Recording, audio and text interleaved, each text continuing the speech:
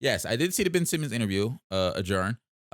Loved it. If you don't know what I'm talking about, Old Man in the Three, JJ Redick with Tommy Alter. It's mainly JJ Redick. Tommy Alter is just his boy. But JJ Redick and Tommy Alter's podcast, one of their first episodes back to start the season, coming back for their summer break, was a conversation with Ben Simmons. He talked a lot and at length about his exit with the Sixers. He covered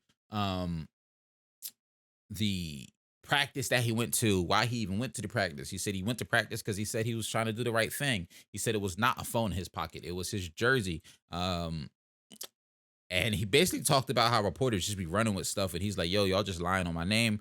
I got a lot. I never hated Ben Simmons for leaving the Sixers and stuff like that. I was definitely disappointed because I'll be honest, I like this game. I still personally think James Harden is a better fit, and I do recognize that.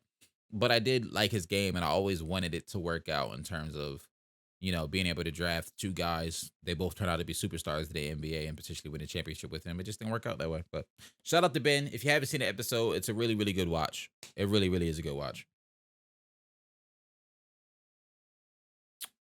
Ant Man, great, great point. I don't think the excuse for not dunking over Trey was lame. Because one, honestly, to me at least, it didn't come across as an excuse. He took accountability for it. He's like, yeah, I should. He literally said, I should have went up and punched the ball. Like I should have went up and dunked the effing ball. Like literally, that's what he said. So, um, and he said, yeah, I spun.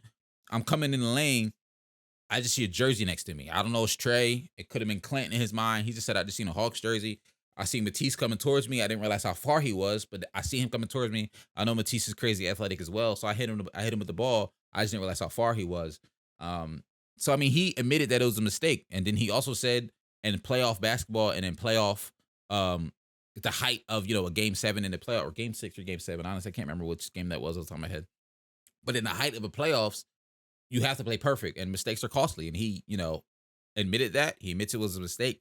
But he also said, I mean, and JJ, I think, said it for him that because also Matisse was on JJ Redick's podcast last season. If you're really interested in how thick in the weeds this goes, I suggest watching that as well.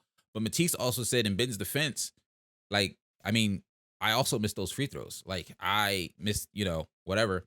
Um, I think Matisse said I turned the ball over like before that. Mind you, the Sixers were up either 2-0 or 2-1 in that series. Like we should have never been in that situation for, that one play to be what everybody thinks lost us the series. We were up either literally 2-0 or 2-1. I cannot remember off the top of my head. It feels like forever ago that series was, but there's so many other things that happened before that play that the Sixers really should have won that series and never been in that situation in the first place.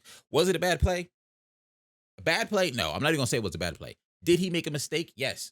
But do NBA players make mistakes all the time? Also, yes. It just sucks that, sometimes when mistakes happen in the playoffs, they get highlighted more than others. And there were plenty of other mistakes leading up to that the Sixers should never even been in that conversation, but no one wants to talk about it. So that's my thoughts on the Ben Simmons JJ Redick podcast and the infamous passed up dunk.